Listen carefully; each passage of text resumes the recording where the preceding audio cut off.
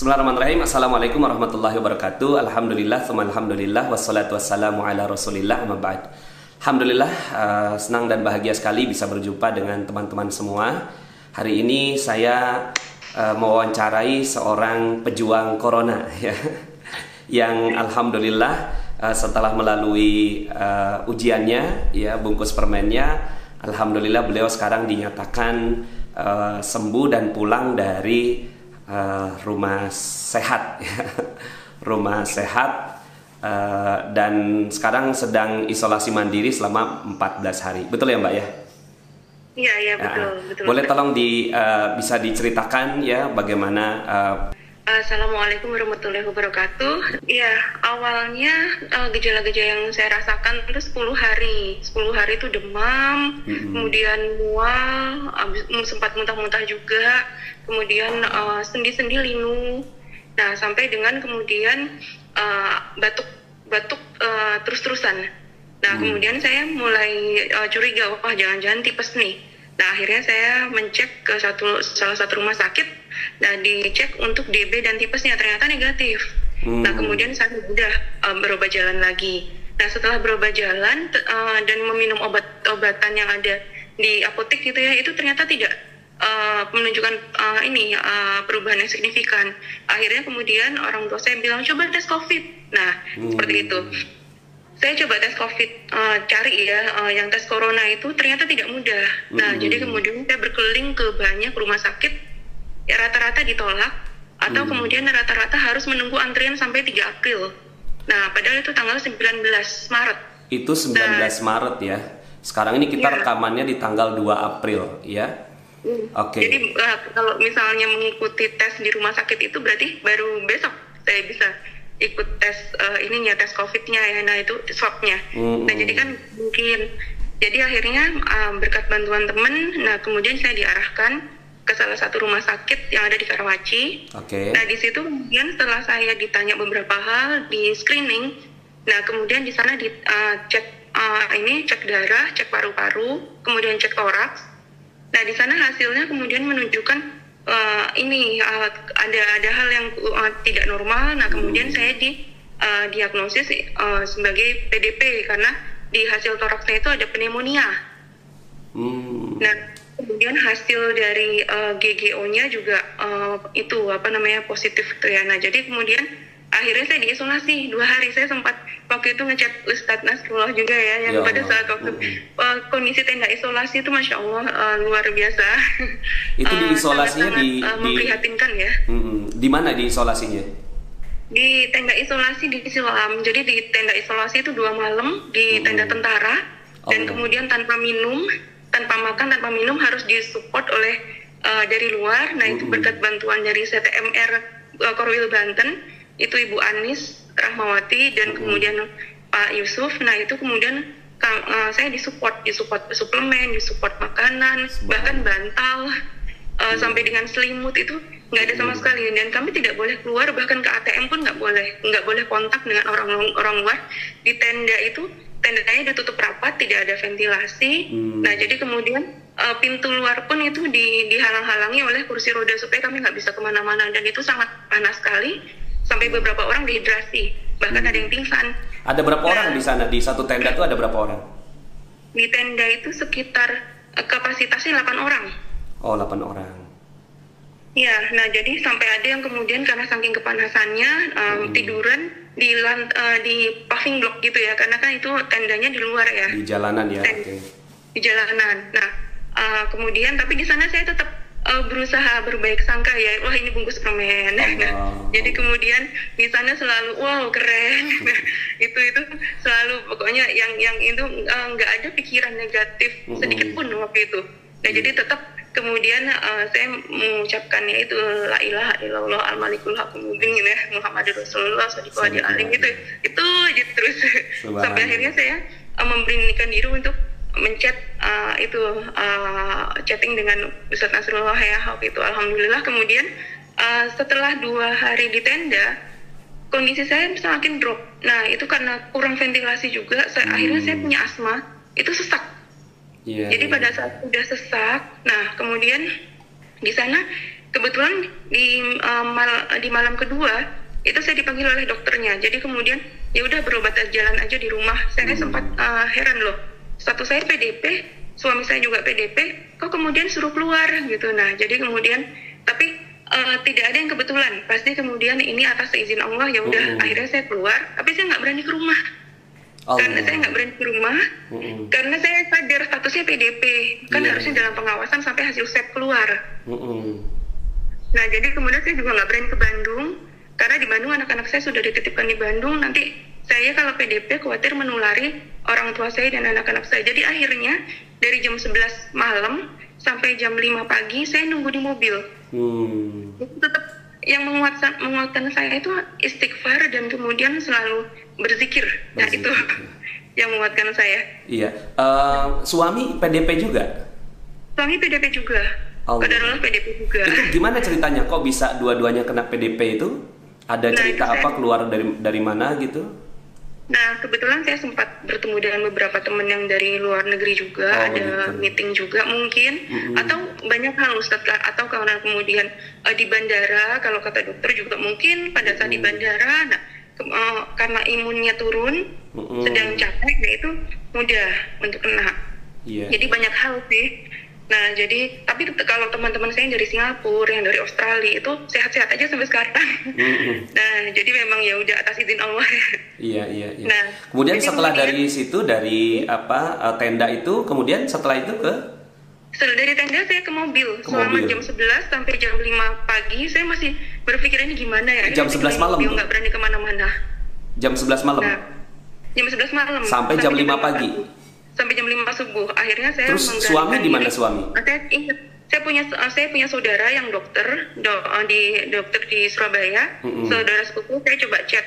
Saya kemudian tanya, kok saya PDP, saya bisa keluar, saya malah disuruh keluar gitu. Nah, kemudian saya coba ini hasil scan saya, paru-paru saya sehat nggak? Kalau misalnya saya sehat, saya mau ketemu sama anak-anak saya gitu, karena udah kangen. Nah, jadi kemudian itu tanggal berapa itu? Ya. Tanggal berapa? Hari ketiga. Hari ketiga. Berarti tadi tanggal 21 lah ya? Ya. Nah, jadi kemudian setelah oleh saudara sepupu saya yang dokter itu dicek. Wah, jangan keluar, ini ada GGO, ini kemudian ada pneumonia, viral pneumonia. Ini merupakan ciri khas dari COVID-19. Jangan kemana-mana, bahaya gitu. Nah, jadi kemudian minta aja dirawat lagi, tapi kan nggak memungkinkan ya, kan karena saya udah disuruh keluar. Nah, jadi akhirnya sebentar saya kontak dulu dengan teman-teman saya yang dokter, akhirnya di-share di WA grupnya para dokter itu. Nah, para dokter juga menyarankan jangan keluar, harus segera dirawat. Nah, jadi itu kondisi saya udah karena ventilasi yang kurang tadi, asmanya mulai kambuh, itu mulai sesek, nafasnya udah mulai pendek. Nah, jadi akhirnya saya kemudian diarahkan, alhamdulillah itu ada salah seorang dokter yang merupakan dokter di RSPI Sulianti Saroso di grup itu. Akhirnya kemudian menyarankan, ayo cepat ke Sulianti Saroso dan kemudian di sana langsung ke IGD. Nah, jadi akhirnya alhamdulillah suami saya dalam kondisi PDP juga, dalam kondisi masih demam, lemas juga itu. Akhirnya nyetir dari Karawaci, Siloam Karawaci itu sampai dengan ke Sunter Sulianti Saroso. Waduh, jauh juga itu ya? Jauh. Berapa? 1 jam lebih ya? Iya, kayaknya nggak nyampe-nyampe gitu ya Ustaz. Allah. Nah, jadi akhirnya sampai sana, ya alhamdulillah. Nah, jadi kemudian banyak sekali yang di sana memang, dan rata-rata sudah membawa hasil ronsen, kemudian hasil cek darah. Jadi semuanya itu rata-rata udah suspek lah gitu, suspek COVID gitu. Nah, jadi kemudian saya di sana kemudian terus dibantu oleh dokter di RSPI Sulianti Saroso itu sampai dengan dicek di IGD, dicek dulu sama dokter paru kondisinya, dan kemudian di situ ada resumenya, nafasnya sudah pendek-pendek, sudah lemas, dan kemudian sudah asmanya kambuh gitu. Nah, kemudian saya diarahkan ke IGD. Nah, jadi di IGD baru kemudian setelah 1 jam di IGD saya memperoleh kamar perawatan di ruang isolasi, dan saya baru tahu ternyata kamar yang ada itu hanya 10, dan kemudian diperebutkan oleh 90 orang yang waiting list saat itu, hari itu. Allah. Itu luar biasa. Nah, jadi kemudian itu berkat doa sih. Saya nggak putus itu, kemudian zikir itu terus. Nah, itu saya kemudian alhamdulillah setelah di sana di ruang isolasi itu saya diinfo kalau misalnya suspek. suspek COVID-19. Nah, berarti itu tanggal 21 ya, pagi ya? Iya, tanggal 21 pagi. Sampai dan kemudian hasil di swab lagi, swab itu sampai dengan 3 kali swabnya. Cukup lama keluar ya. Nah, jadi akhirnya kemudian sambil selalu diobatin terus gitu ya. Nah, tapi kondisi masih lemah, masih kemudian pakai inhalasi 3 kali sehari. Allah. Dan kemudian juga oksigen 24 jam. Nah, itu infus itu kiri kanan. Allah. Nah, jadi ya udah, tapi alhamdulillah nggak ada sedikit pun terbersit yaitu hal-hal yang negatif itu nggak, ya udah diterima aja, ikhlas, pasrah gitu ya, berserah. Nah, jadi itu kemudian pasang infus itu berapa hari itu? Infusnya di kanan kiri itu berapa hari? Iya. Oh, sepanjang itu sampai dengan keluar. Sampai keluar ya? Dari tanggal 21 sampai? Iya. Keluarnya saya baru kemarin keluar. Baru kemarin, berarti tanggal 1 April ya? Berarti lebih kurang 10 hari pakai infus ya? Pakai infus terus. Nah, infusnya 3 cairan, 2 cairan botol kuning, katanya antibiotik ya. Yang begitu masuk itu karena cairannya pekat itu, aduh, sakitnya luar biasa. Cukup sakit ya. Kemudian karena nadi saya kan katanya tipis. Nah, jadi untuk ditusuknya itu nggak cuma sekali, rata-rata tuh kalau ambil ini lagi untuk infus lagi tuh minimal 3-4 kali untuk tusukan baru ketemu. Allah. Nah, kemudian ventilator dipakai terus juga? Kenapa? Ventilator? Iya, ventilator terus. 10 hari itu juga ya? Yang ini 24 jam oksigen. Allah. Nah, jadi kemudian saya juga di sana karena ruang isolasi itu betul-betul sangat tertutup. Nah, jadi yang bisa saya lakukan hari pertama, hari kedua tuh sampai hari ketiga ya, saya mendengarkan murotal 24 jam. Allah. Nah, jadi tapi masih bisa komunikasi? Pegang handphone? Ya, megang handphone. Tapi kan kalau misalnya handphone tetap saya hidupkan, tapi murotal juga saya setel terus 24 jam. Ya, untuk menemani saya, karena di kamar isolasi sebelah itu kedengaran. Jadi kalau misalnya ada pasien yang teriak-teriak, ada yang muntah darah, ada yang kondisinya kritis, nah itu cukup bikin ngedrop. Nah, akhirnya kemudian saya juga udahlah baca-baca aja, karena semakin lama semakin saya lihat ini media sosial kan isinya corona semua. Nah, itu semakin ngedrop malahan, apalagi saya memperoleh kabar salah satu teman baik saya, suaminya itu meninggal karena corona. Nah, jadi semakin ngedrop. Nah, tapi akhirnya kemudian ya udah arahkan ke hal-hal yang positif. Ya udah, akhirnya banyak ngaji, banyak mendengarkan murotal, sambil tetap yang akhirnya saya buka apa ya yang saya lakukan ya. Akhirnya kemudian buka Al-Quran ya, Garputala itu. Nah, jadi kemudian pas sebelum buka Garputala itu saya ini dulu lihat kajian Magnet Rezeki, tapi kemudian saya berpikir, aduh, ada nggak ya pengobatan yang ini, pengobatan corona ini. Nah, rupanya Allah mendengar doa saya. Nggak lama kemudian dapat WhatsApp waktu itu dari Bu Anis Rahmawati itu ya. Nah, itu tapi waktu itu belum berupa video ya, yang tentang vaksin corona. Jadi dia bilang, Mbak Diva tolong dibaca ini. Itu tulisan saya ya waktu itu ya. Nah, kemudian setelah kemudian saya baca, alhamdulillah kemudian Ustadz waktu itu menjawab chat saya, dan kemudian membimbing langsung saya untuk kemudian coba buka Garputalanya apa. Nah, Garputalanya itu alhamdulillah bagus semua kan ayatnya. Ya udah. Nah, jadi kemudian saya yakin sekali udah, ini kalau Al-Quran itu pasti benar. Garputala sudah beberapa kali saya terapkan tuh alhamdulillah benar semua. Iya. Nah, jadi ya sudah, dengan kemudian memohon ridho Allah. Nah, kemudian setelah menerapkan langkah-langkahnya, jadi kemudian ada akuanya masih tersegel. Ya udah, saya itu ya udah masih dalam segel, tapi saya doakan itu dengan Garputala itu. Iya. Nah, jadi itu pada saat 3 hari ya Ustadz sebelum keluar. Nah, jadi pada saat dari pertama masuk sampai 6 hari, hari ke-6 itu kayaknya masih drop aja ya. Tapi setelah kemudian di Ustadz Nasrullah itu kan hari Senin ya kalau nggak salah chatnya. Nah, jadi pada saat baru hari Senin itu kemudian saya menerapkan ini Garputala itu yang kemudian dibimbing oleh Ustadz, kemudian saya minum aja. Nah, di hari Senin itu baru kali itu saya bisa tidur nyenyak. Allah. Nah, biasanya setiap hari itu kebangun, tiap 1 jam kebangun. Nah, kebangun tuh pusing sekali, lemes sekali gitu. Tapi alhamdulillah setelah kemudian saya coba ini minum air dari Garpu Talif, padahal airnya air biasa, air mineral biasa, yang 1.500 itu ya mililiter itu. Nah, jadi kemudian saya ucapkan itu terus. Nah, jadi kemudian saya minum, saya yakin insya Allah Allah memberikan kesembuhan. Nah, jadi alhamdulillah bisa tidur nyenyak, dan besok paginya bangun itu loh kok batuknya berkurang ya. Gitu. Jadi kemudian sesaknya juga pada saat dokter tanya masih sesak nggak? Udah nggak sesak. Oh ya udah kalau gitu inhalasinya udah mulai dilepas ya supaya nggak ketergantungan gitu.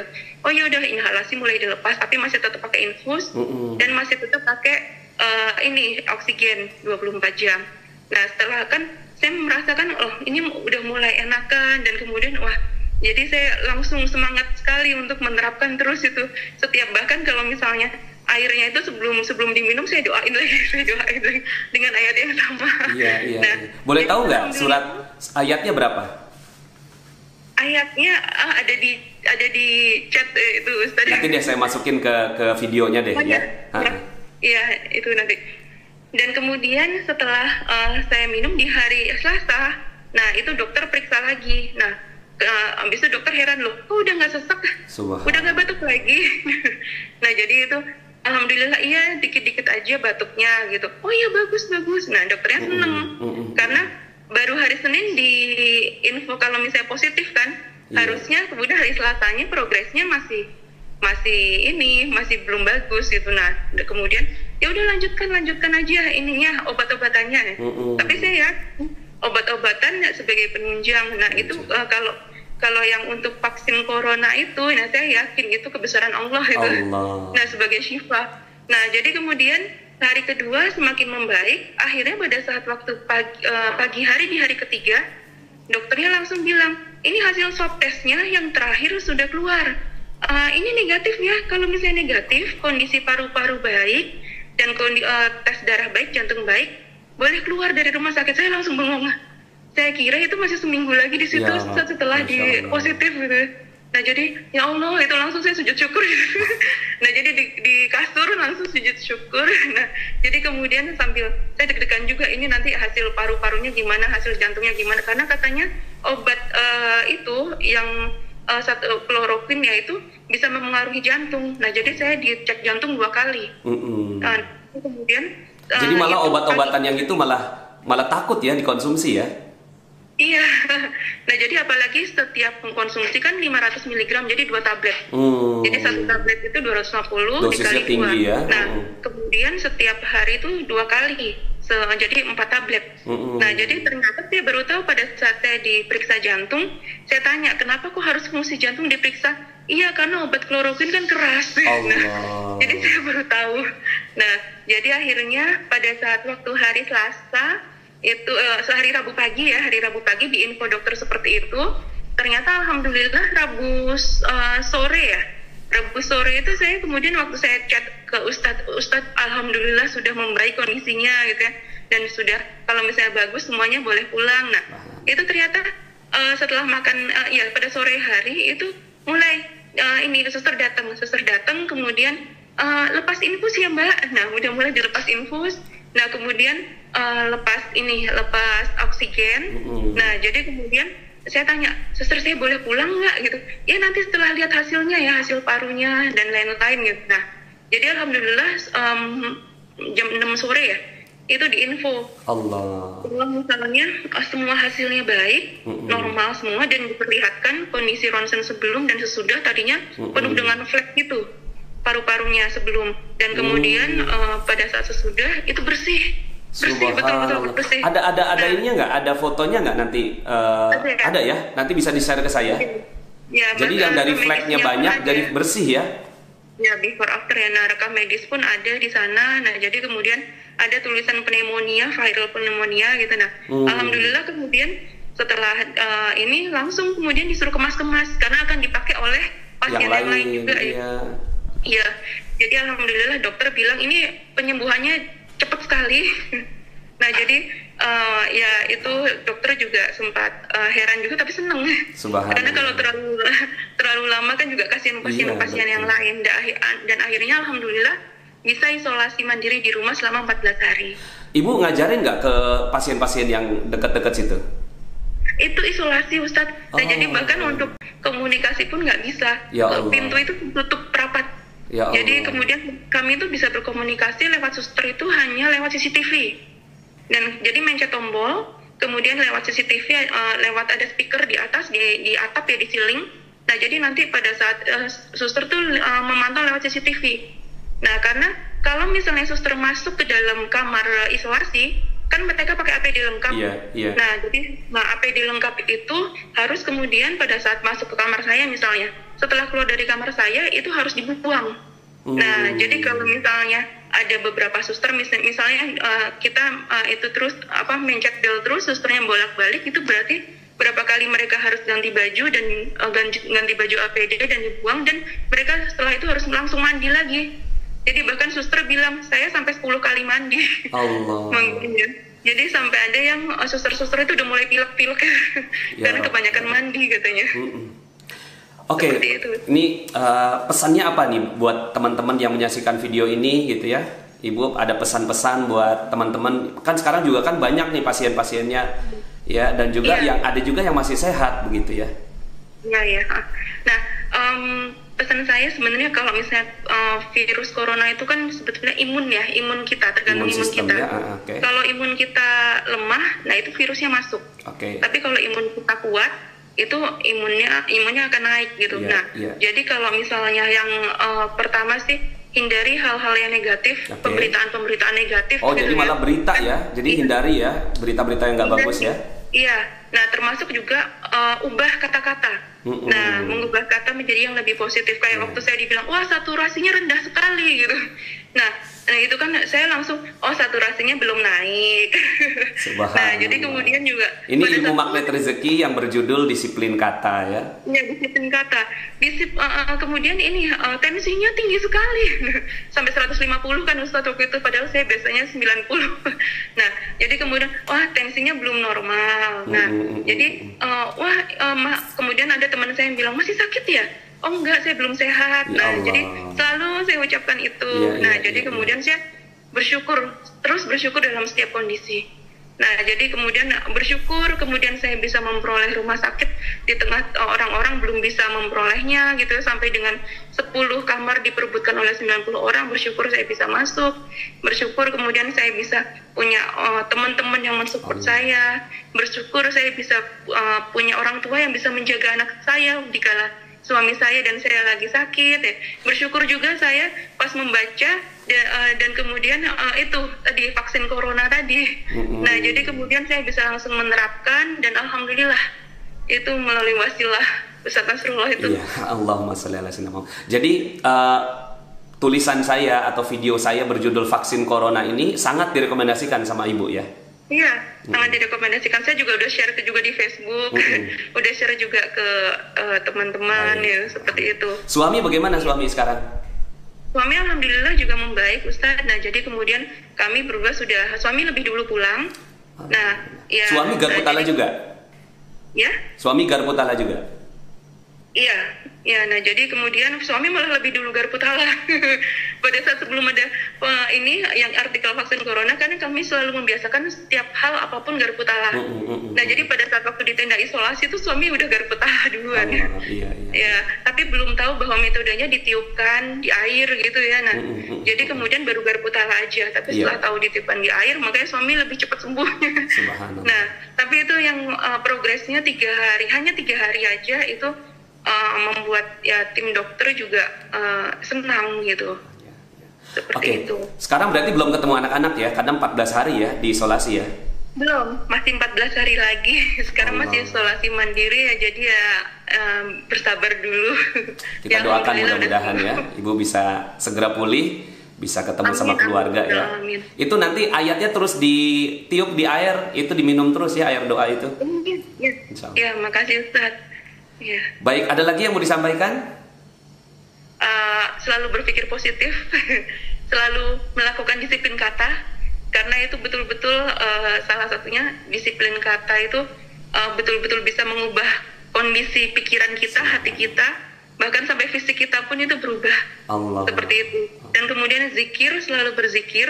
Nah, saya sampai nangis itu pada saat zikir karena ingat pada saat waktu di camp pada saat di Jogja, dan kemudian pada saat di Bogor itu juga saya masih ingat. Nah, jadi saya state-nya itu pada saat waktu saya nggak merasa di rumah sakit, tapi saya tetap merasa di camp itu dan merasa bahwa ada Ustadz Nasrullah di depan pada saat sholat malam. Nah, itu memandu untuk kemudian mengucapkan zikir. Seperti itu. Nah, itu mungkin teman-teman perlu biasa, ya. Ini saya bacakan zikirnya ya. Jadi yang dibacakan sama Ibu. La ilaha illallah al-malikul haqqul mubin Muhammadur Rasulullah Sadiqul wa'dil amin. Allah. Mudah-mudahan saya doakan ya Ibu segera pulih ya, dan kita berdoa mudah-mudahan video ini bisa menginspirasi ya teman-teman yang lainnya, baik yang masih sehat maupun yang sekarang sedang berjuang dan berjihad. Segera kita doakan agar corona ini bisa hilang dari Indonesia ya, berdamai ya corona ini dengan kondisi tubuh kita, dan kita beraktivitas seperti biasa. Dan ini yang paling saya harap ya, bahwa ilmu Garpu Tala ini malah membuat orang kembali kepada Al-Quran. Kita akan buktikan bahwa Indonesia, Malaysia, Nusantara ini ya akan menjadi anomali di saat semua orang pada panik ya, kemudian di saat semua orang pada tidak mendapatkan vaksin, tapi kita sudah duluan mendapatkan vaksin, tanda petik ya, vaksin dari Allah Subhanahu wa Ta'ala. Baik Ibu, terima kasih banyak ya. Salam pada keluarga ya. Semoga Ustadz Nasrullah dan keluarga serta keluarga besar komunitas Magnet Rezeki sehat-sehat semua. Amin. Ya, amin, dijauhkan dari virus corona ini. Tentunya dengan melakukan vaksin corona ya, itu. Baik, terima kasih teman-teman, itu saja dulu ya. Mudah-mudahan video ini bermanfaat dan share sebanyak-banyaknya. Berikan kabar gembira. Ya, sekarang ini Indonesia lagi memerlukan kabar gembira, orang-orang yang bisa selamat dari corona ini. Terima kasih, saya Nasrullah dan Ibu yang di sana. Ya. Saya nggak sebut namanya supaya biar menjaga privasi ya. Terima kasih. Billahi taufiq wal hidayah. Assalamualaikum warahmatullahi wabarakatuh. Waalaikumsalam warahmatullahi wabarakatuh. Oke Ibu, terima kasih banyak ya. Masya Allah. Ustaz.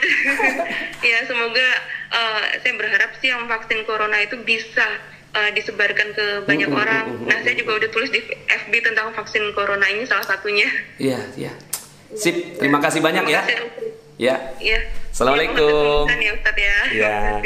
Assalamualaikum.